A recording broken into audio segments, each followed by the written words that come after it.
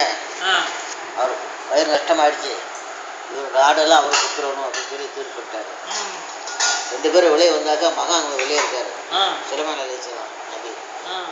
நான் உங்களுக்கு தீர்ப்பு எப்படி சொல்லும்போது தீர்ப்பு கேள்விப்பட்டு நான் எப்படி தீர்ப்பு செய்வேன் அப்படி சொல்லலாம் செய்கிறாங்க. அத்தாட்ட வராங்க, அத்தா இதுக்கு இது மாதிரி தீர்ப்பு செஞ்சால் நல்லா அவசரப்படுவேன் என்னப்பா அப்படின்னு கேட்குறாரு.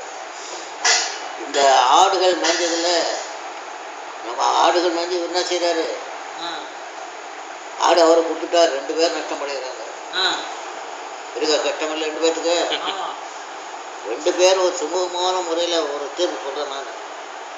என்னன்னா, இந்த ஆட்டை என்ன செய்யணும், அது ஆடு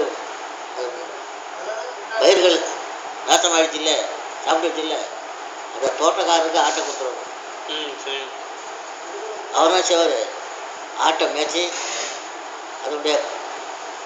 அவருடைய பால் முடி எல்லாம் அவர் பயன்படுத்திக்குவார். இவரும் என்ன செய்யணும், அவர் தோட்டத்தை பயிர் செய்யணும், பயிர் செஞ்ச மாதிரி எந்த அளவுக்கு இருந்தது அதே மாதிரி கொண்டு வந்துடணும். அப்புறம் என்ன செய்யணும், ஆட்டுக்காரர் ஆட்டுக்கு போயிடும், தோட்டக்காரர் தோட்டத்துக்கு போயிடும்.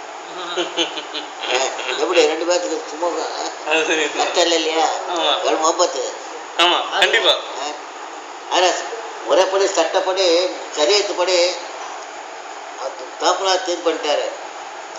இது சுமூகமான முறையில் 2 பேருக்கு இடையில் என்ன செய்கிறாங்க, பேசி எப்படியோ ஒரு இடத்துல 2 பேரும் இணக்கம் வரக்கூடிய முறையில் பேசணும்.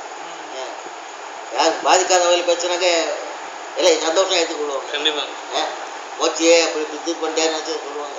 ஆனால் மாதிரி சட்டம் தான் என்ன செய்யுது. அது மாதிரி நமக்குள்ள ஒரு இணக்கம் எல்லாம் செய்ய நமக்குள்ள தீர்த்துக்கணும். இல்லை எல்லா தொழில் செய்யணும், செயல்படும் போது இல்லாமல்